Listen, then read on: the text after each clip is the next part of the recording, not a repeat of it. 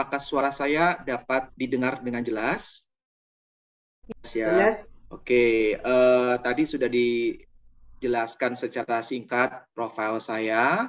Saya bernama Alvindes Kapitsa. Terima kasih Bu Linda dengan sangat jelas memperkenalkan saya. Saya dari Keuskupan Agung Jakarta dan Tuhan sudah karuniakan saya seorang istri dan seorang anak. Ya, kalau istri hanya satu, anak ya terserah Tuhan. Mau nambah istri juga nggak boleh. Oke, malam hari ini kita akan belajar bersama-sama ya Ibu Bapak. Saya ucapkan selamat datang untuk Anda semua yang baru bergabung dengan SOG. SOG sendiri sudah berjalan dari bulan apa ya Bu Linda Kanina? Kalau nggak salah Juni atau Juli ya? Juni ya, oke baik. Juni 2020. Jadi kurang lebih sudah 1 tahun mau 2 bulan ya. Jadi kurang lebih 14 bulan kita bersama. Nah, kita akan mulai karena waktu kita sangat terbatas. Malam hari ini kita akan banyak belajar dasar-dasar kitab suci. Namun rasanya memang hal ini kita semua wajib kalau saya bilang ya untuk kita ketahui. Ini wajib banget. Oke, sekarang kita buka bersama 2 Timotius 3 ayat 16 ya. 2 Timotius 3 ayat 16. Satu orang volunteer yang sudah ketemu tolong bacakan.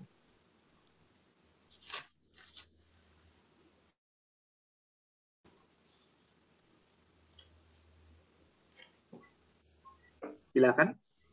2 Timotius berapa, Kak Pendes? 3 ayat. Timotius 3 ayat 16.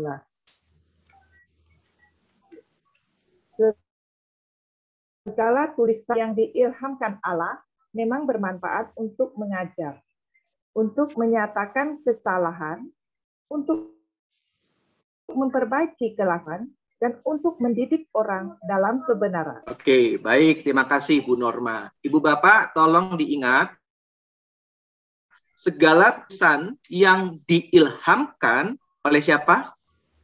Allah. Oleh Allah. Jadi kitab suci yang kita pegang adalah ilham dari Allah. Nah, ini yang menjadi pijakan dasar kita di awal ya.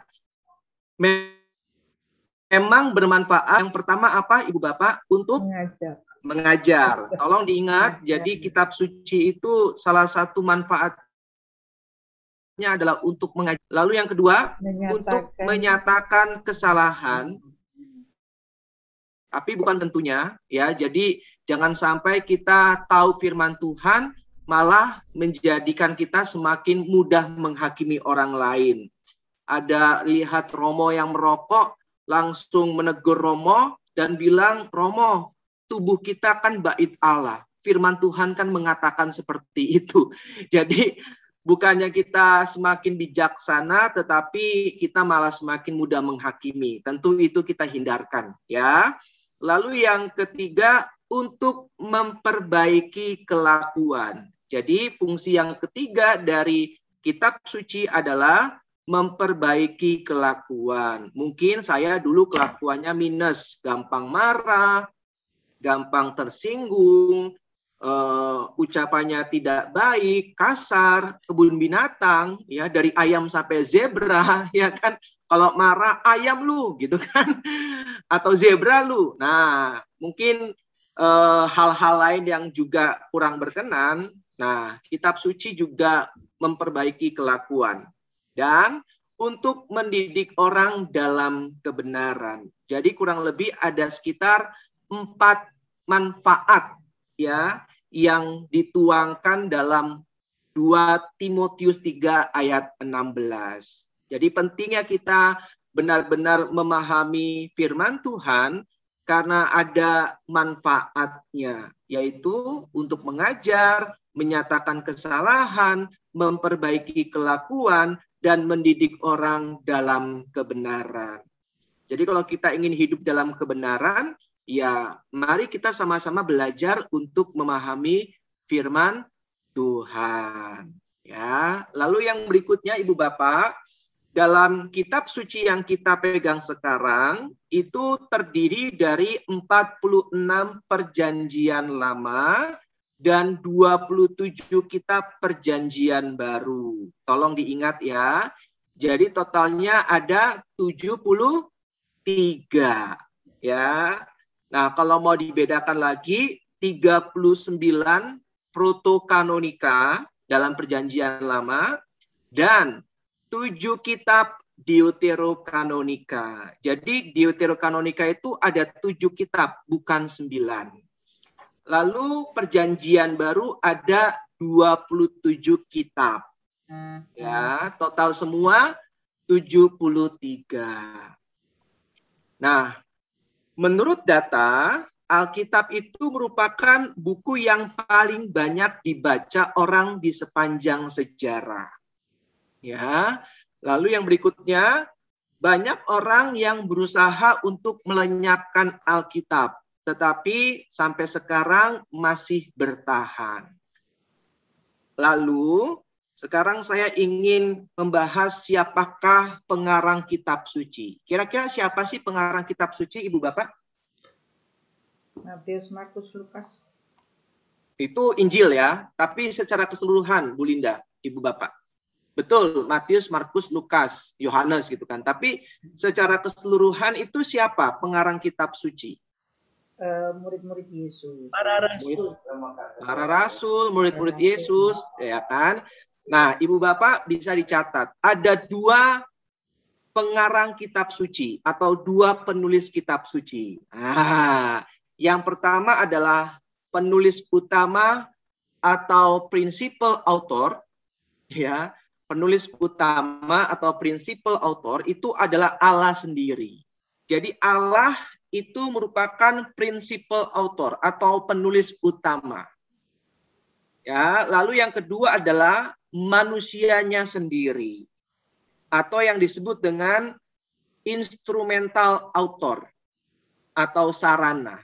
Ya, jadi manusia itu sarana, ya, instrumental. Ya, jadi ada 2 penulis utama kitab suci, yaitu Allah sendiri sebagai penulis utama atau principal author.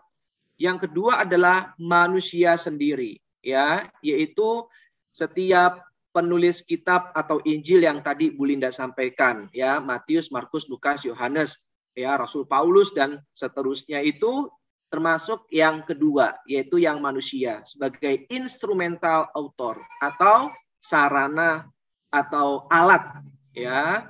Nah, manusia itu penulisnya dan Allah yang menghendaki untuk ditulis. Jelas ya, Ibu Bapak ya. Jadi ingat, Allah memberikan ilham tadi ya, tulisan yang diilhamkan oleh Allah dan manusia yang menulisnya secara langsung. Ya, makanya kenapa kok gaya bahasa dalam Alkitab itu berbeda-beda? Ya, karena penulisnya juga berbeda-beda. Ya, tetapi sumbernya satu, yaitu Allah. Ya, maka di dalam Alkitab kita akan menemukan gaya bahasa yang berbeda-beda. Karena penulisnya berbeda-beda. Manusianya berbeda-beda.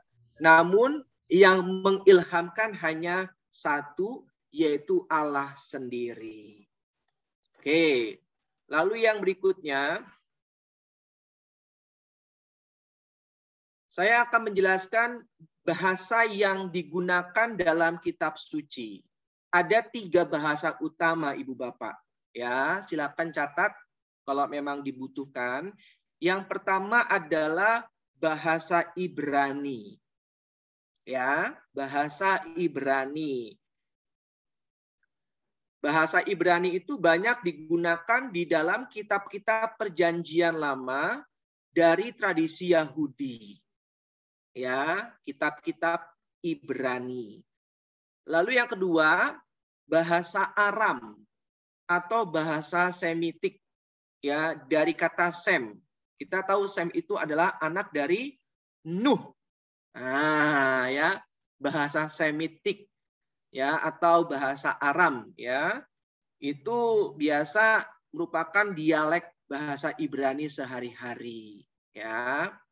Nah, contoh bahasa Aram itu kitab Ezra, Daniel, dan Yeremia, yaitu menggunakan bahasa Aram, yaitu Ezra, Daniel, dan Yeremia.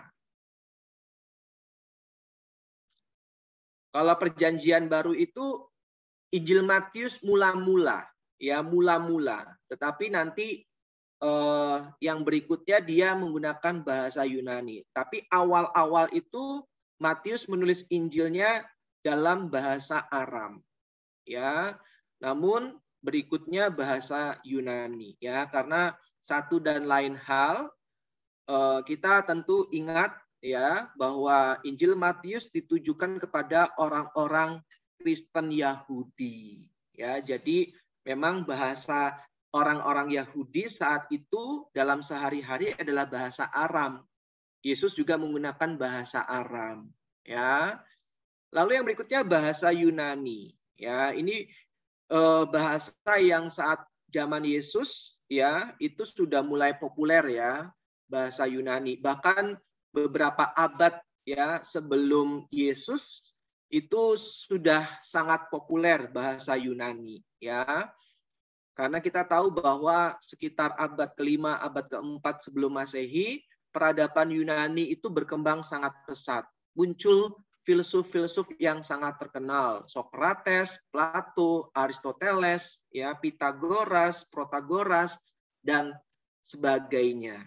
Ya, itu Yunani. Nah, kitab-kitab Perjanjian Baru itu ditulis dalam bahasa Yunani.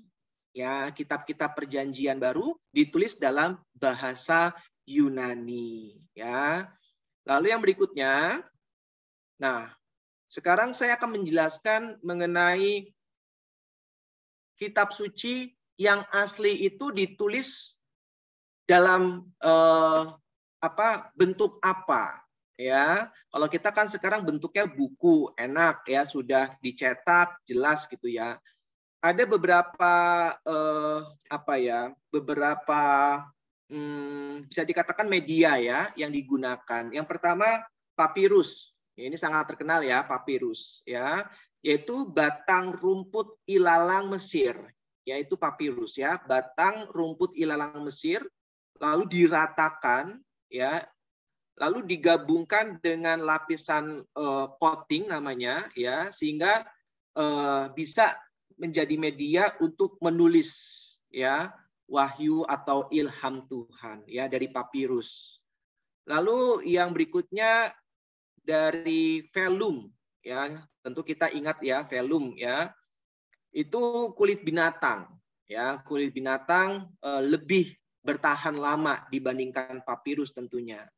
Nah, lalu papirus dan velum ini digabungkan menjadi satu, lalu menjadi gulungan, ya, menjadi gulungan.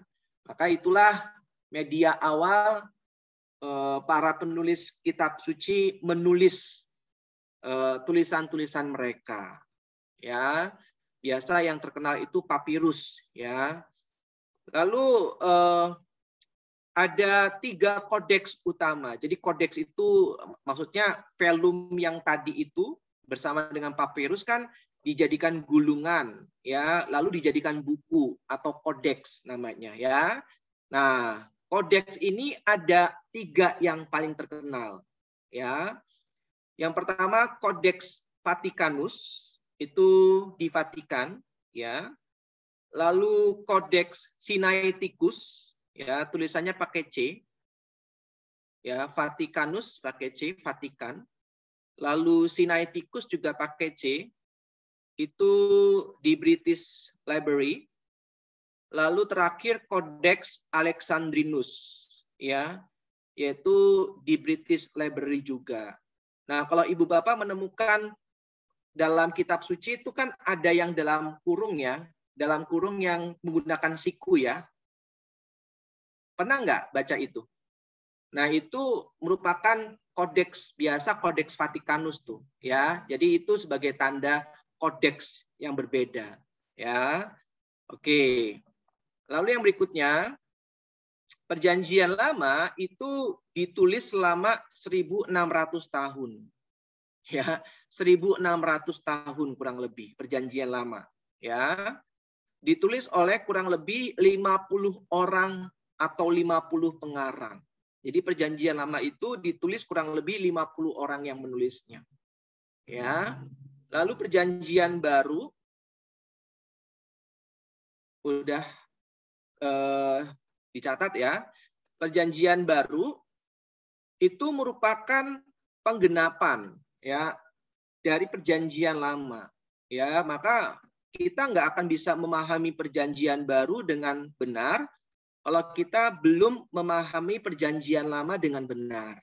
Nah, makanya kalau ada orang yang bilang, saya lebih suka baca Perjanjian Baru dibandingkan Perjanjian Lama, berarti salah pemahamannya.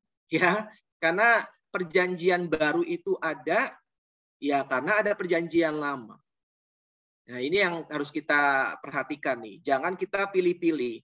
Ya, saya lebih suka baca Perjanjian Baru, Perjanjian Lama nggak suka. Justru Yesus itu merupakan penggenapan nubuat dari para nabi Perjanjian Lama. Ya, nanti kita akan belajar bagaimana cara kita menyambungkan ya atau benang merah ya korelasi antara Perjanjian Baru dengan Perjanjian Lama. Oke, sampai sini Ibu Bapak cukup jelas ya? Oke. Nah, sekarang saya akan jelaskan mengenai garis besar kitab-kitab yang ada di dalam Alkitab kita.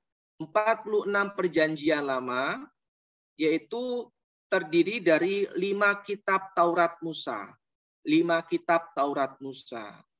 Nah, Ibu Bapak sebagai informasi, dulu Taurat Musa itu dipercaya bahwa Musa yang menuliskannya.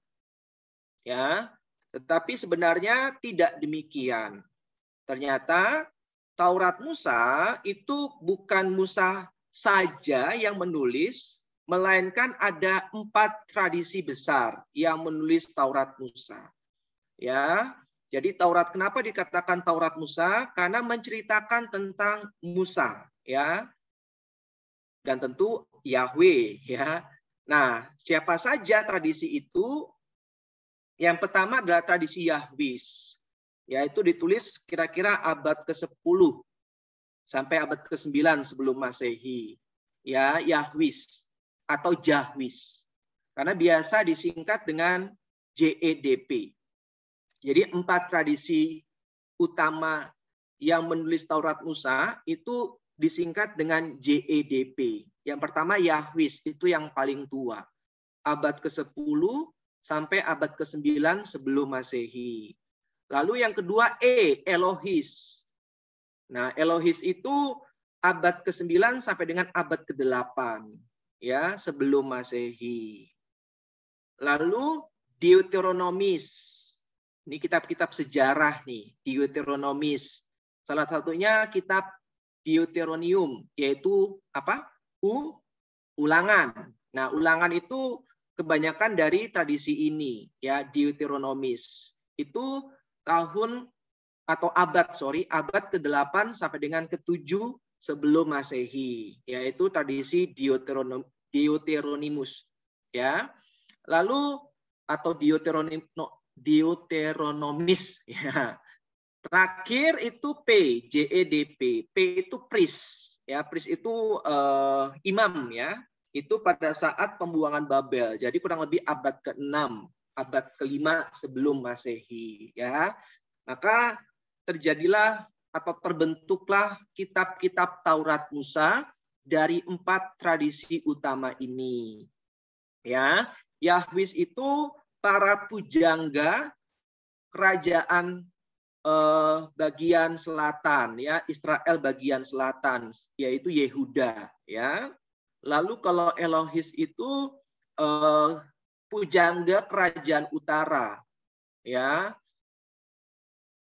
Kalau Deuteronomis itu seperti yang saya bilang itu kitab-kitab sejarah, ya.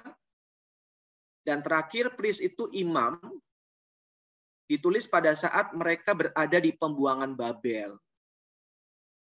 Cukup jelas ya Ibu Bapak ya. Ini mengenai 5 Taurat Musa.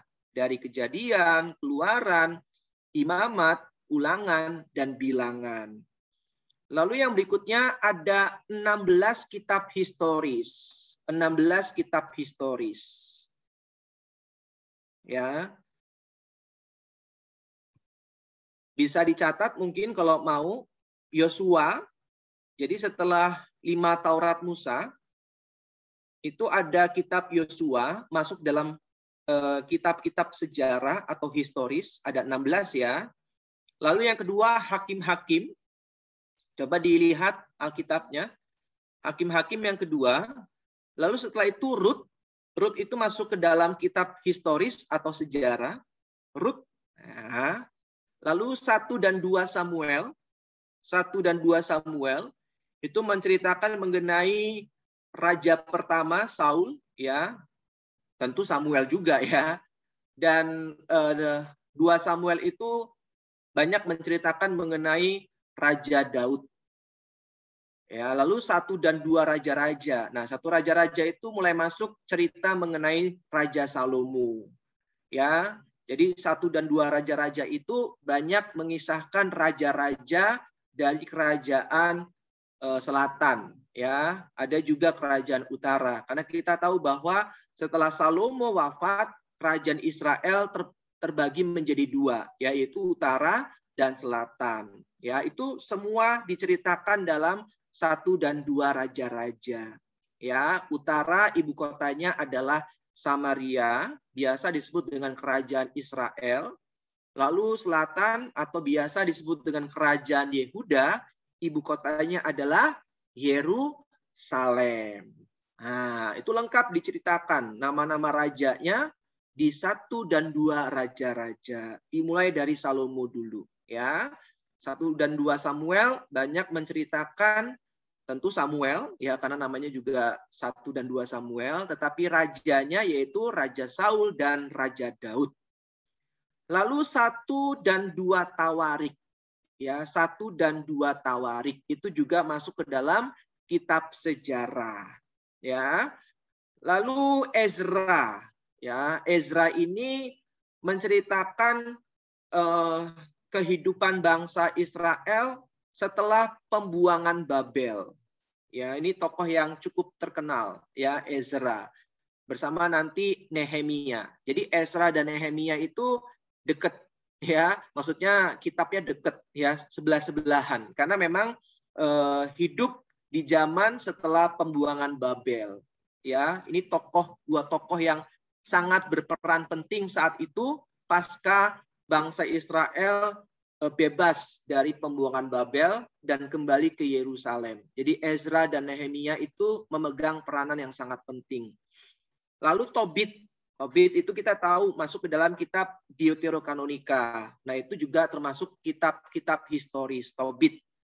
Yudit itu juga masuk ke dalam kitab-kitab historis. Udah berapa itu? 13 ya? Hah?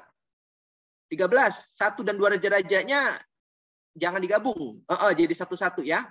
Nah, itu jadi ada 13. 11. Kurang 3. Kurang 3. Terus apa lagi kira-kira yang termasuk sejarah? Esther. Esther, terus? Ayub. Ayub bukan. Nah, Esther, Ayub bukan. Bukan. Esther iya. Esther tadi kan udah Tobit, Yudit ya. Terus Esther itu betul ya. Ayub bukan. Ayub itu masuk ke dalam kitab kebijaksanaan. Sama Ayub berarti sama Esther berapa tadi? 14. 14. 2 lagi di Deuterokanonika. Ayo, 1 dan 2 Makabe. Nah, ya, 1 dan 2 Makabe itu masuk ke dalam kitab-kitab historis. Sirak belum. Kenapa? Sirak nggak masuk, Ibu Yuliana. Sirak masuknya kitab kebijaksanaan. Ya. Jadi ada 16 kitab sejarah. atau historis. Bisa diikuti atau mau saya ulang? Cukup jelas ya? Ya. Oke. Saya singkat aja ya. Yosua, Hakim-Hakim, Rut, 1-2 Samuel, 1-2 Raja-Raja, 1-2 Tawarik, Ezra, Nehemia, Tobit, Yudit, Esther, 1 dan 2 Makabe. Ini di Alkitab juga urutan ya, Kak? Iya, di Alkitab urutan kecuali Deuterokanonika. Itu apa namanya? Ya, setelah Maliaki ya, baru masuk ke Deuterokanonika. Lalu berikutnya sekarang masuk ke dalam kitab-kitab kebijaksanaan. Ya, kitab-kitab kebijaksanaan dan puitis. Ya. Sastranya sastra kebijaksanaan. Banyak yang bilang 6, tapi ada juga yang bilang 7. Ya, yang bilang 6 itu Mazmur tidak dimasukkan. Tapi kalau ada yang bilang 7, itu Mazmur dimasukkan ke dalam sastra kebijaksanaan atau puitis. Ya, karena Mazmur itu ada yang bilang kitab doa. Ya, nggak apa-apa. Kita mau bilang ada 6 kitab kebijaksanaan, ada yang bilang 7, it's okay. Ya. Ayub itu masuk kebijaksanaan, ya, masuk ke kategori ini. Ayub, ya. Mazmur. Nah, tadi Bu Yuliana, Yesus bin Sirak. Nah, masuk ke kategori ini, Ibu, ya. Lalu Amsal. Ada berapa tuh? 4 ya. Pengkhotbah. Kebijaksanaan Salomo. Satu lagi apa kira-kira? Baruk. Baruk bukan? Kidung. Iya, betul, Bu Linda. Ya. Kidung Agung. Ya, ini jujur saya tidak memahami Kidung Agung sama sekali.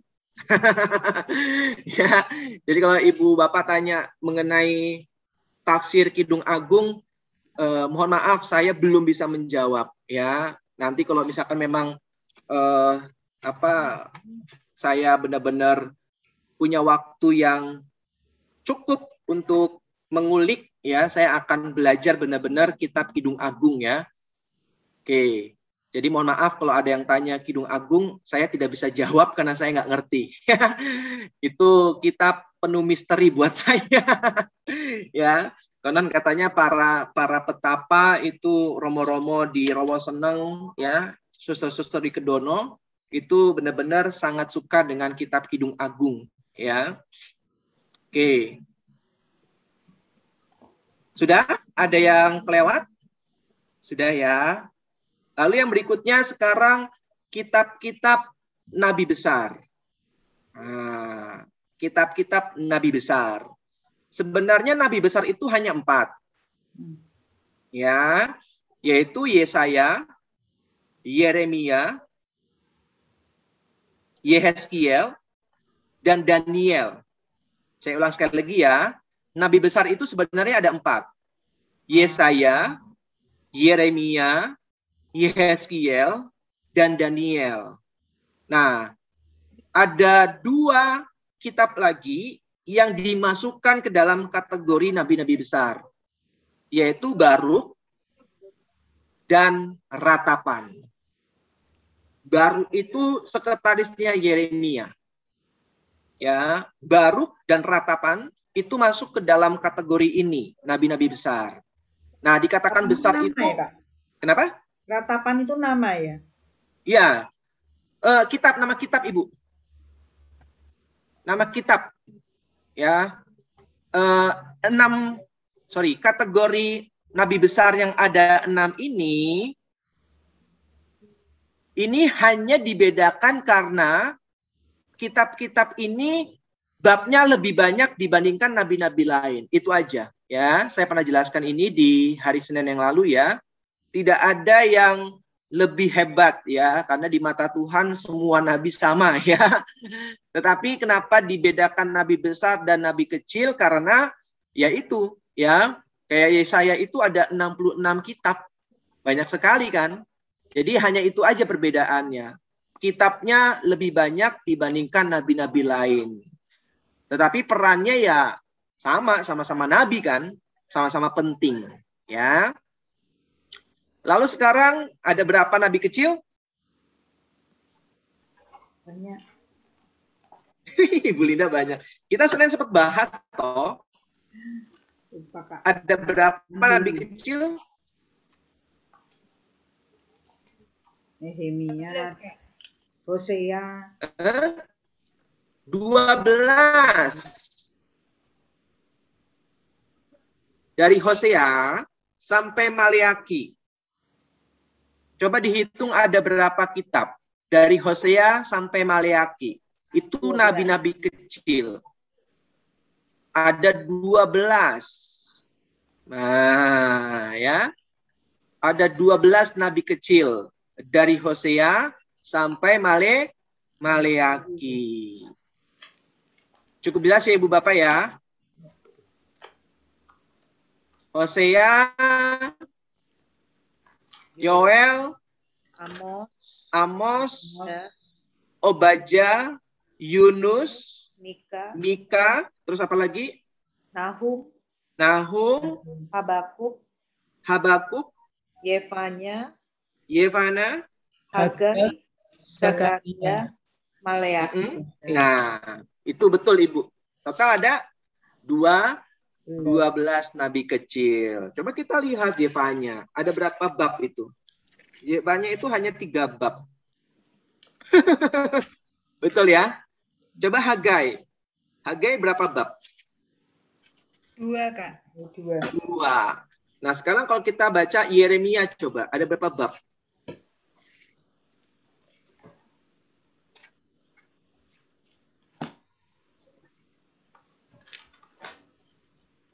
Berapa Yeremia? Ada berapa ini? 50? 9. 50? 52. 2. Bandingkan. Hagai cuman tadi berapa? 2. 2. Zefanya hanya 3. Yeremia 52. Sangat jauh perbedaannya. Nah, ini kenapa disebut nabi besar dan nabi kecil. Nah, kalau kita lihat Yeskiel itu ada 48 bab. Yesaya 66 bab. Ya, jadi sangat jauh perbedaannya. Sampai sini cukup jelas ya Ibu Bapak ya. Nah, sekarang kita masuk ke Deuterokanonika. Deuterokanonika itu mulai dari Tobit tuh yang paling atas. Ketemu nggak Ibu Bapak? Tobit. Ya. Ya. Lalu Yudit.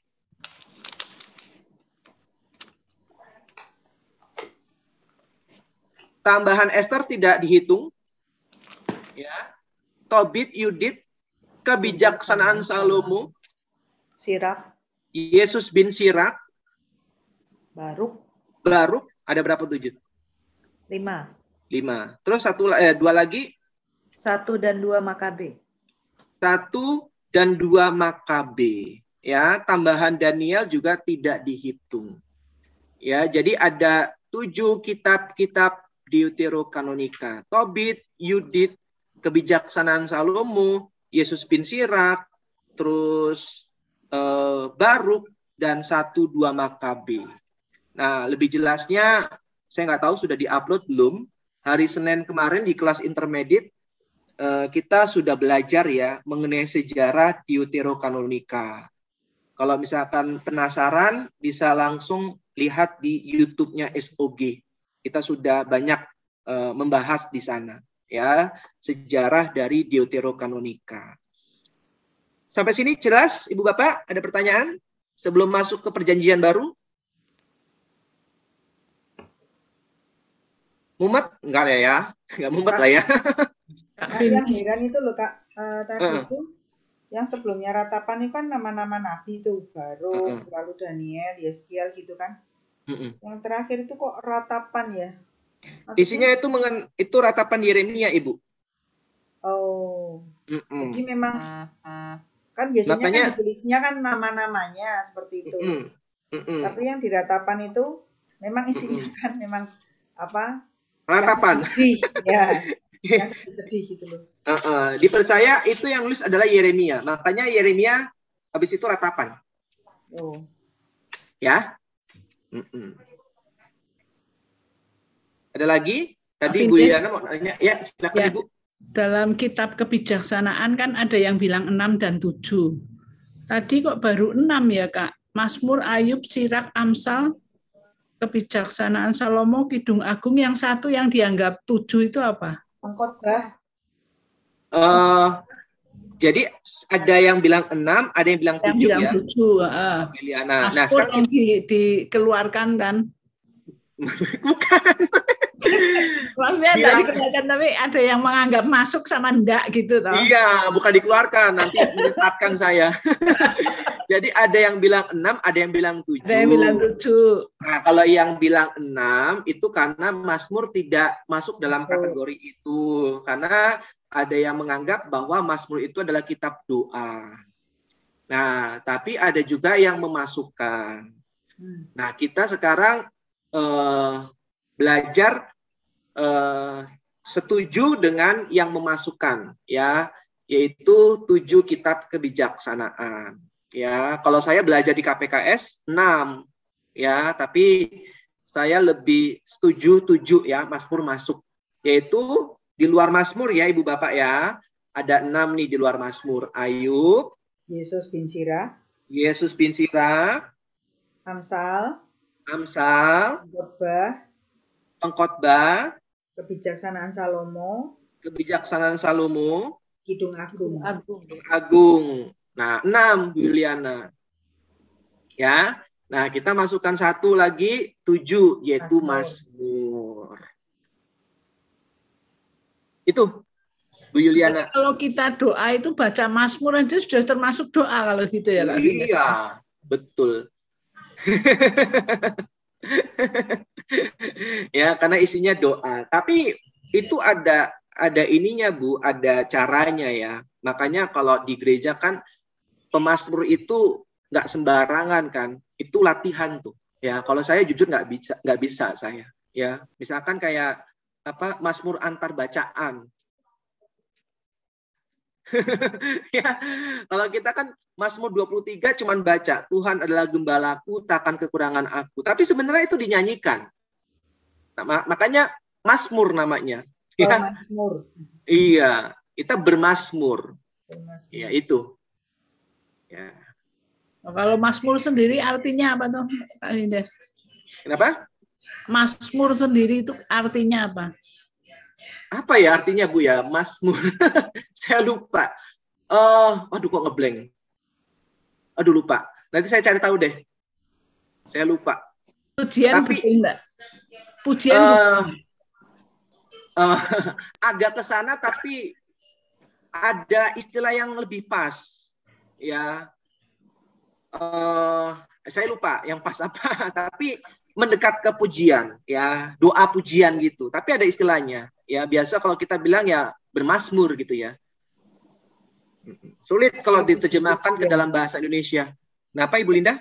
Syair puji-pujian yang biasa dilantunkan oleh para nabi yang dipakai dalam ibadat di Bait Suci di Yerusalem. Nah itu. Tapi satu kata saya lupa, ada itu. Nah, cuman diterjemahkan ke dalam Indonesia itu mazmur, Bu Yuliana. Kalau misalkan kayak kejadian kan, kejadian bahasa Indonesia, keluaran bahasa Indonesia. Nah, kalau mazmur itu sudah bahasa Indonesia gitu. Cuman ya itu tadi yang dijelaskan Ibu Linda itu pengertiannya ya, syair pujian ya, mendekat ke sana. Itu. Ya, makanya aku hendak bersyukur. Bukan lagu itu ya. Satu lagi tuh yang bermazmur. Aku hendak bermazmur bagimu. Nah, itu. Makasih Ibu. Keringinan musik yang menyertai nyanyian. Ya gitulah Bu Iliana. Yang dinyanyikan. Makasih Kak Vindes. Sama-sama Bu Iliana. Nanti saya coba ingat-ingat lagi, itu ada satu kata yang pas menggambarkan Mazmur. Silakan, kalau tidak ada saya lanjutkan. Oke. Sekarang saya masuk ke perjanjian baru ya. Ibu Bapak, kita tahu bahwa perjanjian baru itu ada 4 Injil. Matius, Markus, Lukas, dan Yohanes. Ya, Injil tertua adalah Injil Markus. Ya, itu baru ketahuan sekitar tahun 1800-an. Jadi sebelum tahun 1800-an, para ahli kitab suci itu menganggap bahwa Injil Markus merupakan ringkasan atau summary dari Injil Matius.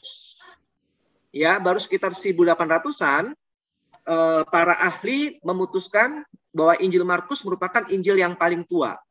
Ya, dan Injil Matius dan Lukas itu Injil yang kedua setelah Injil Markus ditulis.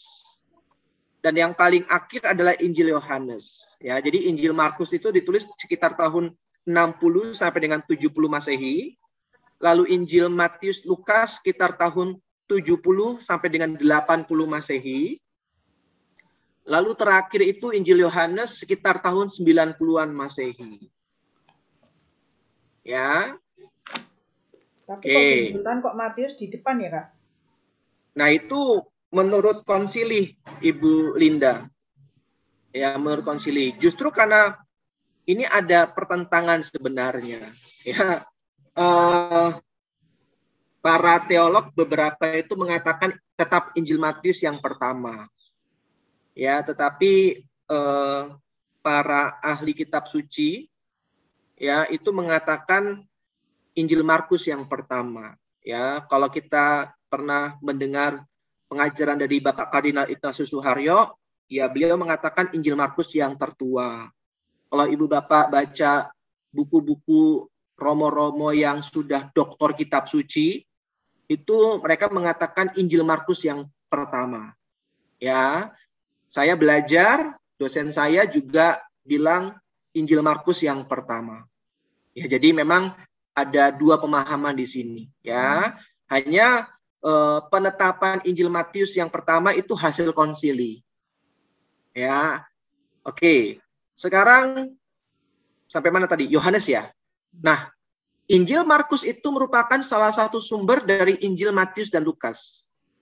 Ya, jadi Injil Markus itu bisa dikatakan salah satu sumber ya bagi Injil Matius dan Lukas. Injil Matius dan Lukas sendiri punya tradisi sendiri. Ya, kalau Matius itu biasa tradisi M, ya Matius. Kalau Lukas tradisi L, ya. Nah, satu lagi itu yang disebut dengan Quell. Ini mohon maaf kalau saya salah spellnya ya, karena bahasa Jerman, saya nggak ngerti bahasa Jerman. Jadi kalau misalkan ada yang paham, mohon koreksinya kalau saya salah ya dalam spellingnya. Ya, Q-U-E-L-L-E, Quell. Nggak tahu bacanya Quelle, Quelle. Ya, atau yang Quell yang apa? Jadi ada 3 sumber dari Injil Matius dan Lukas, ya, yaitu Injil Markus sebagai salah satu sumber mereka, lalu tradisi masing-masing. Kalau Matius itu M, kalau Lukas itu L, lalu yang terakhir itu Quell.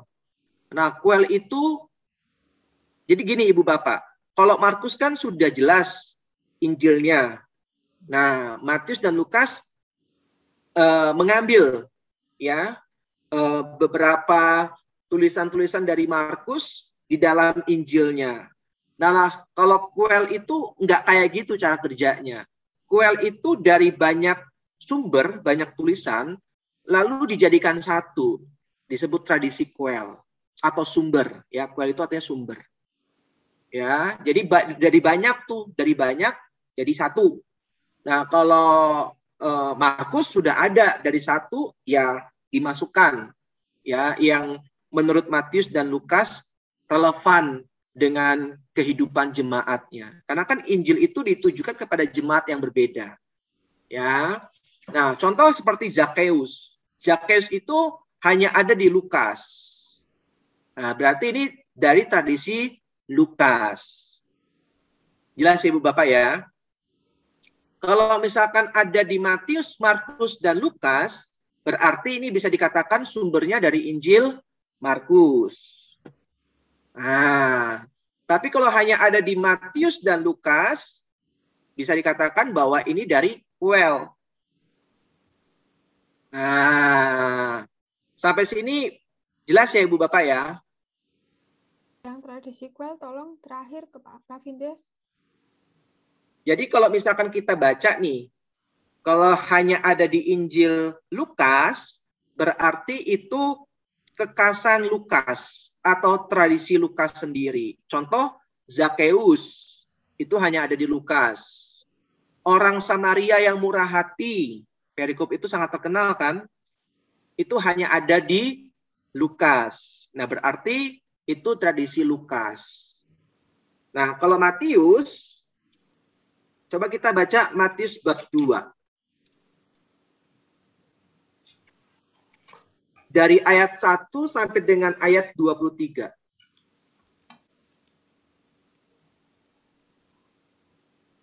Matius. Iya. Matius. Iya, Bu. Orang-orang Majus dari timur itu, Kak. Itu kekasan Matius. Karena tidak ada di Injil Markus dan Lukas. Ya, lalu penyingkiran ke Mesir. Dari Mesir kupanggil anakku. Nubuat siapa itu? Nubuat siapa? Yesaya. Yesaya. Oke. Lalu yang berikutnya, pembunuhan anak-anak di Bethlehem. Itu kas Matius. Betul? Lalu berikutnya, kembali dari Mesir. Nah, itu kekasan dari Matius. Nah, sekarang kita buka Hosea 11 ayat 1. Yang sudah ketemu tolong bacakan.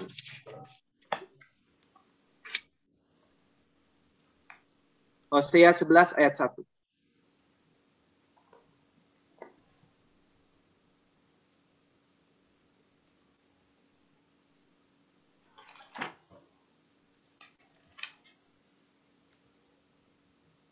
Silakan. Ketika Israel masih muda, ku kekasih dia, dan dari Mesir kupanggil anakku itu. Nah, jadi pada saat Matius menulis Injilnya, dia terinspirasi oleh kitab Hosea. Maka penyingkiran ke Mesir, dan dari Mesir kupanggil siapa? Anakku. Nah, itu nubuat dari Hosea dan tergenapi oleh Yesus Kristus. Nah, ya. Lalu satu lagi, coba kita buka Mika 5 ayat 1. Mika 5 ayat 1. Jadi kenapa kekasan Matius? Ingat bahwa Injil Matius ditujukan kepada orang-orang Kristen ya Yahudi, yang tradisi Yahudinya masih sangat kuat dan mereka sangat hafal perjanjian lama. Dan Matius ingin menegaskan kepada jemaatnya bahwa Yesus itu merupakan penggenapan dari nubuat para nabi di perjanjian lama. Tadi kita sudah baca Hosea. Sekarang coba Nabi Mika. Mika bab 5 ayat 1. Tapi engkau, hai Bethlehem Efrata, hai yang terkecil di antara kaum-kaum Yehuda, dan daripadamu akan bangkit bagiku seorang yang akan memerintah Israel, yang permulaannya sudah sejak purbakala, sejak dahulu kala. Siapa dia? Yesus. Yesus Kristus. Nah, jelas ya Ibu Bapak ya.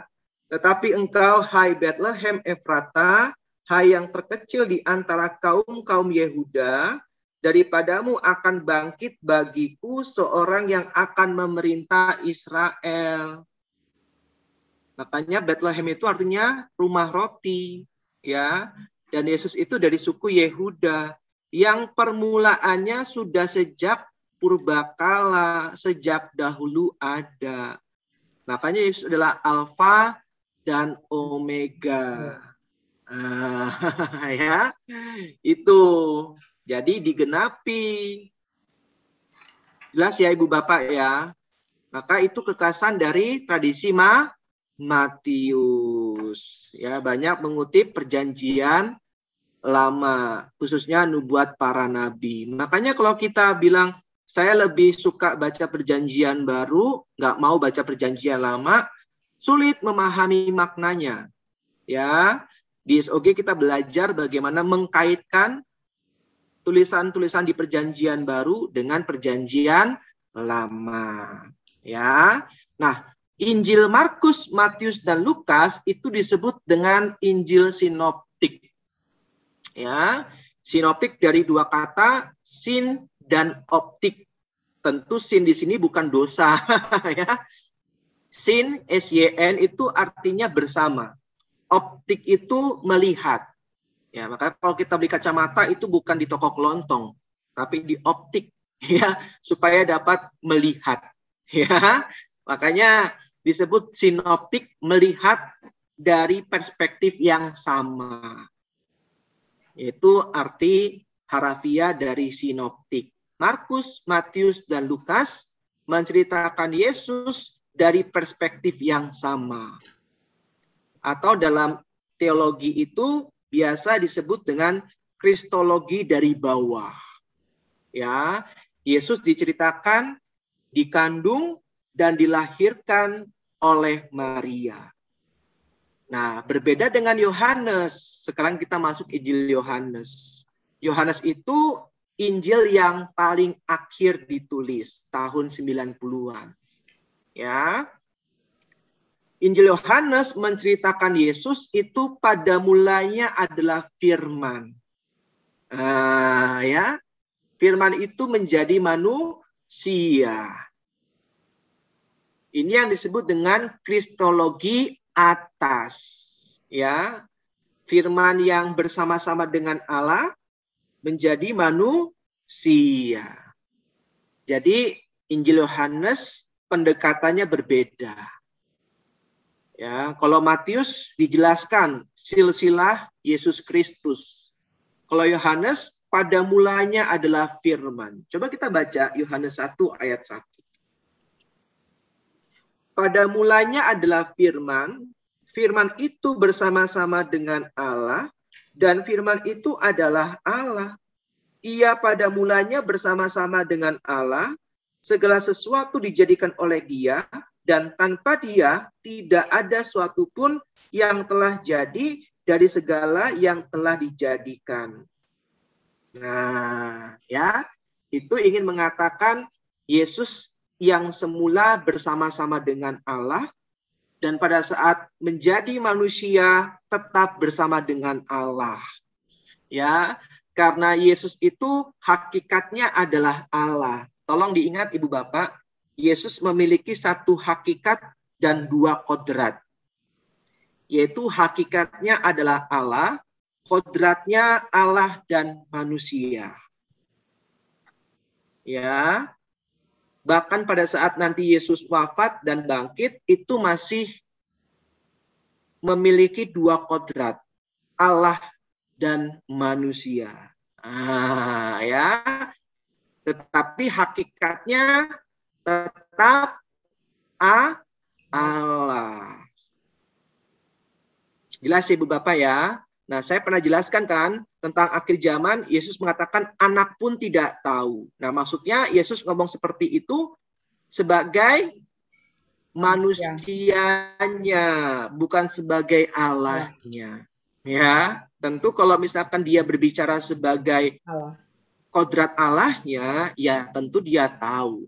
Ya, tapi kalau dia berbicara dari kodrat manusianya, tentu dia tidak tahu kapan kedatangan akhir zaman. Ya, oke. Lalu yang berikutnya setelah Yohanes itu Kisah Para Rasul. Ya, ini mengenai kehidupan jemaat perdana. Ya, kita tahu dimulai dari Pentakosta, lalu ada juga mengenai pengundian, dan akhirnya terpilih Matias untuk menggantikan Yudas Iskariot. Ya, lalu ada tokoh yang sangat terkenal tetapi jarang dibahas, yaitu Barnabas. Ya, silakan baca nanti Kisah Para Rasul bab 4 tuh.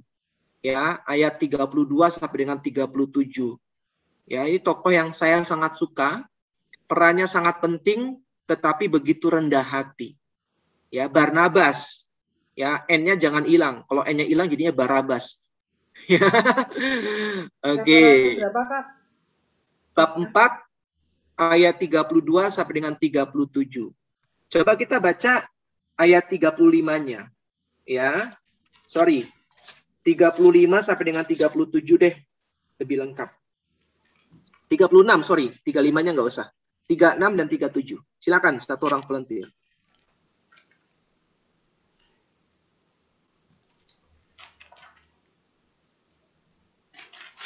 Yuk, silakan. Tadi ayat 36 ya, Kak. Dan 37. Demikian pula dengan Yusuf yang oleh rasul-rasul disebut Barnabas, artinya anak penghiburan seorang Lewi dari Siprus. Ia menjual ladang miliknya, lalu membawa uangnya itu dan meletakkannya di depan kaki rasul-rasul. Oke, terima kasih. Menarik ya. Jadi nama sebenarnya adalah Yusuf. Disebut Barnabas karena dia menghibur hati para rasul. Ingat, Bar itu artinya anak. Ya, Bartimeus itu berarti anak Timeus. Nah, kalau Barabas itu sebenarnya artinya anak Allah. Bar dan Abbas atau Abba.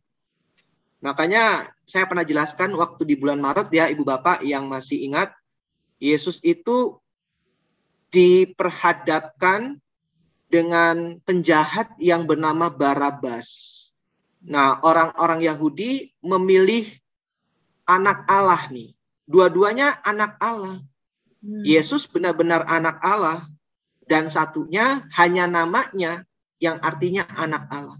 Ya kan, Barabas itu artinya anak Allah. Jadi mereka memilih anak Allah tetapi tidak benar kelakuannya, ya. Sehingga Yesus yang menjadi korban. Nah, itu menarik tuh kalau kita lihat secara etimologi, ya. Barabas itu artinya anak Allah, tapi ternyata dia seorang penjahat. Ya. Oke. Jadi Barnabas ini tokoh yang sangat penting. Dia menjual ladangnya dan hasilnya diberikan kepada para rasul sehingga para rasul punya uang untuk pergi ke seluruh penjuru dunia. Ya. Makanya Barnabas ini tokoh yang luar biasa murah hati. Ya, kalau misalkan ada yang bilang pelayanan itu nggak butuh uang, itu tentu salah total ya. Kalau kehidupan jemaat perdana ini mereka tidak dikasih uang oleh Barnabas, ya mereka akan cukup kesulitan. Bagaimana pergi jalan kaki, ya kan? Lalu nggak makan, ya kan? Jadi dari awal sudah dijelaskan dengan sangat baik bahwa seorang Barnabas memberikan harta bendanya sehingga para murid itu bisa pergi untuk mewartakan Injil. Oke, lalu coba buka Kisah Para Rasul bab 11 ayat 24. Sedikit saya jelaskan Barnabas, ya, karena tokoh yang sangat penting, jadi rasanya saya harus jelaskan walaupun hanya sebentar. Silakan.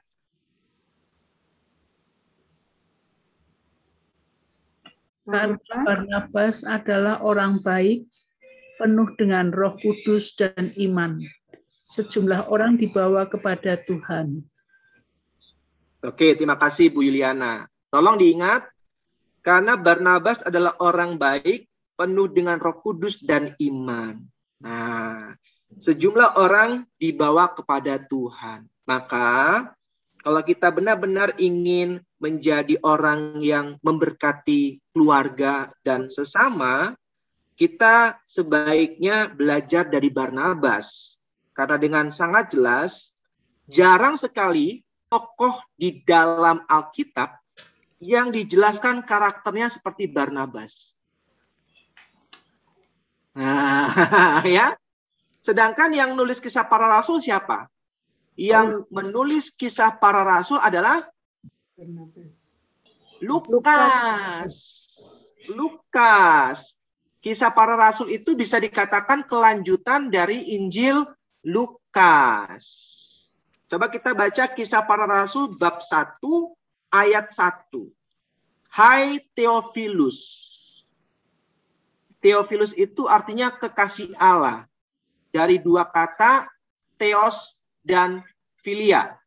Philia itu kasih atau cinta.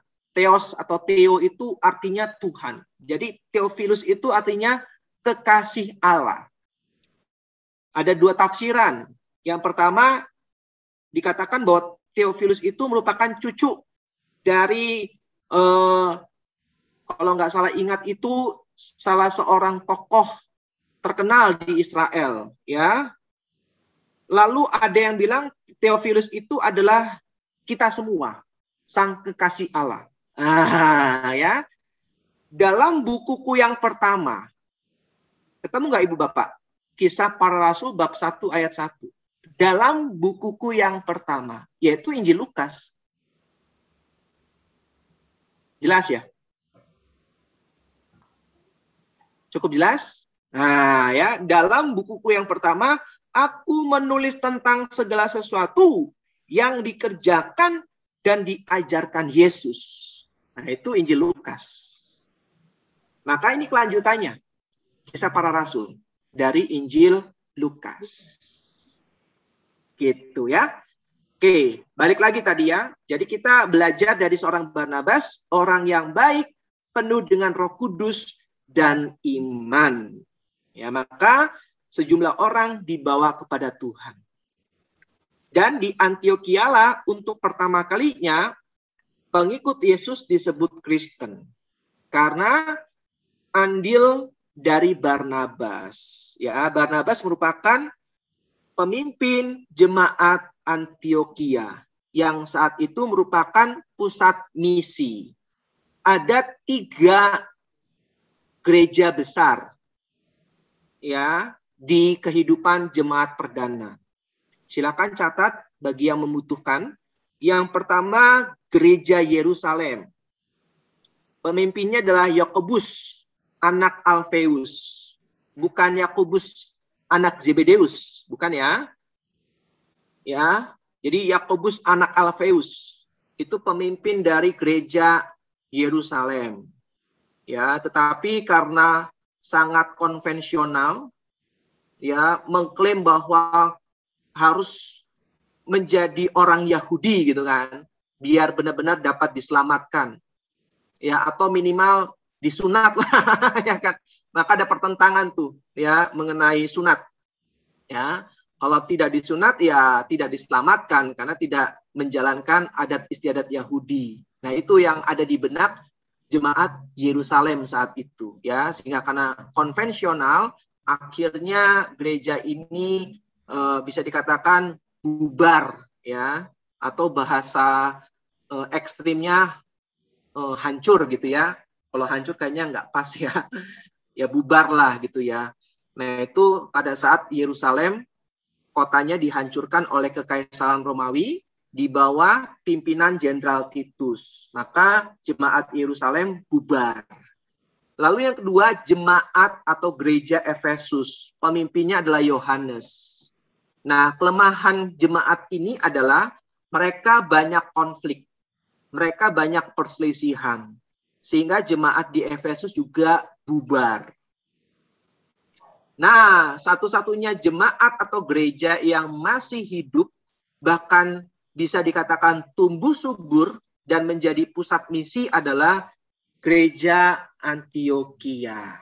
Nah, pemimpinnya siapa? pemimpinnya adalah Barnabas.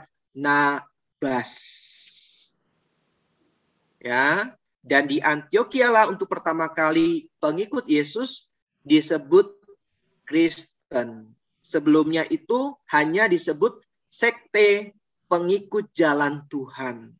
Tapi karena andil Barnabas, akhirnya pengikut Yesus memiliki identitas sehingga disebut Kristen.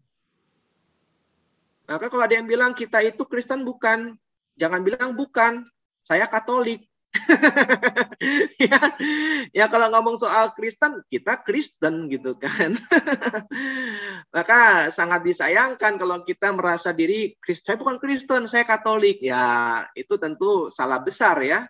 Kita adalah pengikut Yesus dan kita disebut Kristen.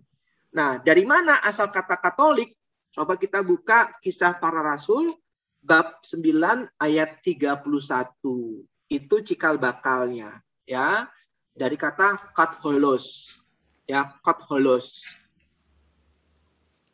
Nah, kan satu orang volunteer yang sudah ketemu dibacakan. Kisah Para Rasul berapa, Kak? Bab 9 ayat 31. 9 ayat 31 ya. Selama beberapa waktu, jemaat di seluruh Yudea, Galilea, dan Samaria berada dalam keadaan damai. Jemaat itu dibangun dan hidup dalam takut akan Tuhan. Jumlahnya makin bertambah besar oleh pertolongan dan penghiburan Roh Kudus. Oke, terima kasih Bu Linda. Di mana kata katholosnya? Sehingga menjadi Katolik. Yaitu kita temukan di seluruh. Itu kata katholos. Nah, itu cikal bakal Katolik. Seluruh Galilea maksudnya. Iya, di seluruh itu katholos. Jadi arti Katolik itu universal atau seluruh. Nah, ya, itu katholos. Ya, seluruh, universal. Nah, itu cikal bakalnya. Jadi gereja Katolik itu gereja yang menyeluruh, gereja yang universal. Itu bahasa apa? Ya. Bahasa Yunani, ya, katholos atau katolikos juga ya. Maka dikatakan jemaat di seluruh Yudea, Galilea, dan Samaria berada dalam keadaan damai. Jemaat itu dibangun dan hidup dalam takut akan Tuhan. Jumlahnya makin bertambah besar oleh pertolongan dan penghiburan Roh Kudus. Ya, itu katholos di seluruh, ya, universal. Ya, umum. Ya. Oke. Lanjut ya Ibu Bapak ya, karena waktu saya tinggal 1 menit, kita sampai 8:30 ya. Di jam laptop saya, malah sudah 8:30 nih. Saya lanjutkan sebentar ya. Oke, tadi Kisah Para Rasul, lalu surat Rasul Paulus kepada jemaat di Roma. Ya, ini satu-satunya surat Rasul Paulus yang ditujukan kepada jemaat, tetapi bukan jemaat yang ia dirikan. Jadi jemaat di Roma itu bukan jemaatnya Paulus. Ya. Tetapi justru banyak sekali teologi-teologi Paulus itu paling banyak ditemukan di kitab Roma ini. Nah, ya. Menarik nih. Kalau misalkan belum nonton filmnya, bisa ditonton di Netflix ya, judulnya kalau nggak salah di Apostol ya. Itu film mengenai Rasul Paulus di kota Roma, di penjara ya, bersama dengan sahabatnya Lukas. Jadi Lukas itu teman dekatnya Paulus ya. Maka Kisah Para Rasul itu banyak menceritakan perjalanan Paulus. Bahkan diceritakan sebanyak 3 kali. Kisah Para Rasul bab 9, bab 22, dan bab 29. Nah, itu 3 kali tuh kisah mengenai pertobatan dan perjalanan dari Paulus. Ya, bab 9, bab 22, dan bab 29. Oke, sekarang masuk di 1 Korintus, 2 Korintus. Korintus itu kota pelabuhan. Jadi banyak sekali budaya di sana. Ya, terutama budaya Yunani yang sangat kuat. Maka surat Rasul Paulus itu banyak sekali yang bisa dikatakan dipengaruhi ya oleh filsafat-filsafat Yunani. Salah satunya 1 Korintus 15 ayat 33. Silakan dibaca. Itu bukan dari Rasul Paulus, itu dari seorang filsuf Yunani. Silakan 1 Korintus 15 ayat 33.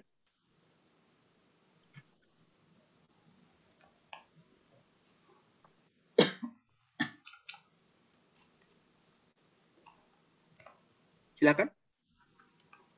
1 Korintus 15 ayat 33.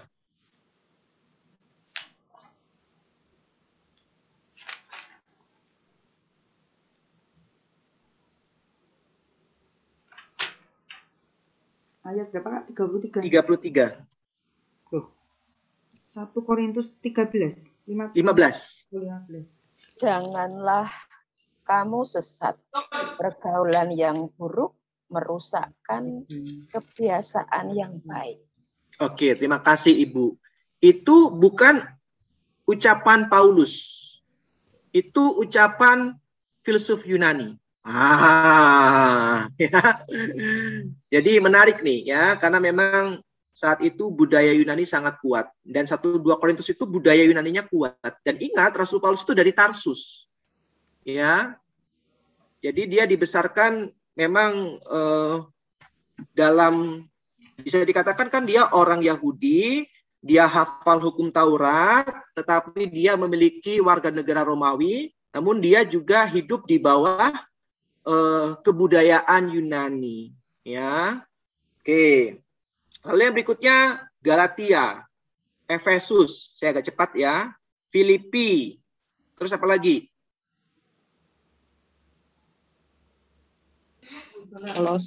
Kolose, Tesalonika, Timotius, Titus, Filemon. Kak Windes Fris. Kak Windes. Habis Filipi apa? Silakan dibaca. Timotius, Filemon, Ibrani. Tesalonika. Sekarang Fris? Enggak, sudah enggak, Kak. Oh, enggak ya. Oke. Nah, Ibrani itu bukan surat Rasul Paulus. Bentar, Kak. Tadi apa aja, Kak? Galatia, Efesus, Filipi, Kolose, 1-2 Tesalonika, 1-2 Timotius, 1-2 Timotius, Titus, Filemon. Ya. Ya, itu surat-surat Rasul Paulus tuh. Ada yang Deuteropaulinum, ada yang Protopaulinum. Kita sudah pernah bahas ya. Jadi tolong diingat nih, ya. Nah, surat kepada orang Ibrani itu bukan suratnya Rasul Paulus. Tolong jangan salah. Makanya kalau misalkan surat Rasul Paulus kepada jemaat di Ibrani, itu salah. Coba baca. Kita bukan surat Ibrani. Ibrani berapa, Kak? Enggak usah baca babnya, Ibu, tapi judulnya aja. Oh iya.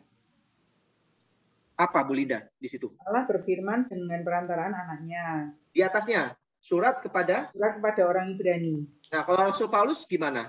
Surat Paulus kan? Oh iya. Nah, itu Paulus kepada umat di kalau Ibrani hanya surat kepada orang Ibrani. Jadi Ibrani itu bukan Paulus yang nulisnya. Terus kalau ditanya siapa penulis kitab atau surat Ibrani, hanya penulis dan Tuhan yang tahu. Nah itu ya. Nggak tahu ya. Kak Windes pun belum tahu ya, Kak. Saya tanya waktu itu, saya belajar ke dosen saya. Jawabannya seperti itu. Jadi saya menyampaikan hal yang sama kepada Ibu Bapak. Hanya penulis dan Tuhan yang tahu. Ya. Lalu mulai masuk ke Yakobus, ya, lalu 1-2 Petrus, lalu 1-2-3 Yohanes dan Yudas itu adalah surat-surat Katolik. Oh. Jadi ada 7 surat Katolik tuh, ya. 1-2 Petrus, Yakobus ya. Yakobus, 1-2 Petrus, 1-2-3 Yohanes, dan Yudas. Kenapa disebut surat-surat Katolik, bukan ditujukan kepada umat Katolik? Ingat, Katolik itu artinya umum atau universal. Jadi surat-surat ini ditujukan tidak untuk jemaat tertentu. Kalau Rasul Paulus kan, surat Rasul Paulus pada jemaat di Korintus. Nah, itu jelas. Maka disebut surat Paulus. Karena yang dituju jelas kepada jemaat di Korintus atau di Tesalonika. Nah, kalau Yakobus, 1-2 Petrus, 1-2-3 Yohanes, dan Yudas itu tidak ditujukan kepada jemaat tertentu. Maka dikategorikan sebagai surat-surat Katolik atau umum. Tapi kok Ibrani kok nggak masuk di dalam surat Katolik, Kak? Karena Ibrani ini bisa dikatakan misterius. Khusus untuk orang Ibrani. Iya, bisa dikatakan demikian. Ya, khusus untuk orang Ibrani. Cuman nggak juga sih, Ibu. Ini juga bisa dikatakan universal ya. Cuman memang beda dengan Yakobus, ya kan, mengenai isinya. Ya, karena kalau kita baca Yakobus itu lebih kepada penulisnya jelas. Ya. 1-2 Petrus penulisnya jelas.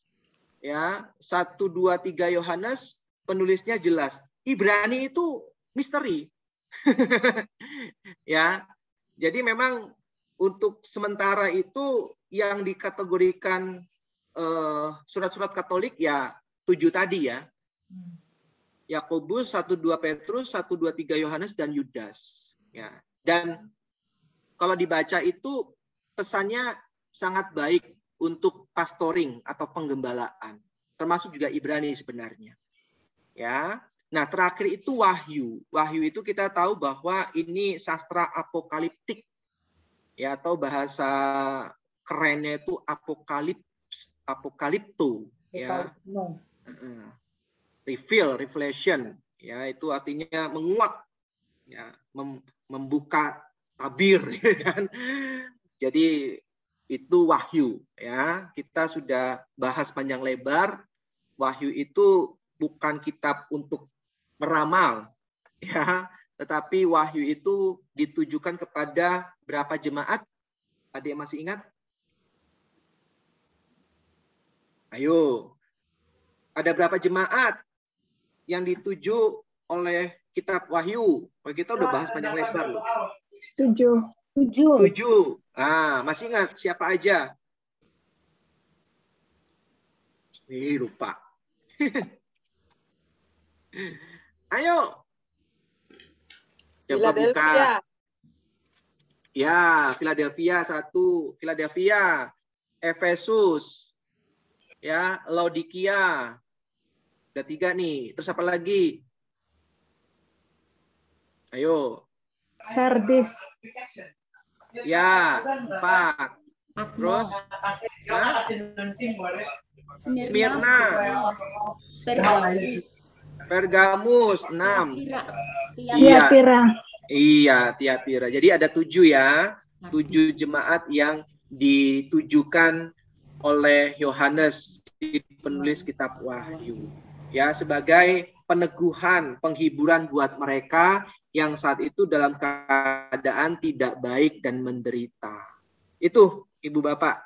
Ya, silakan kalau misalkan ada pertanyaan. Mohon maaf saya terlewat 10 menit.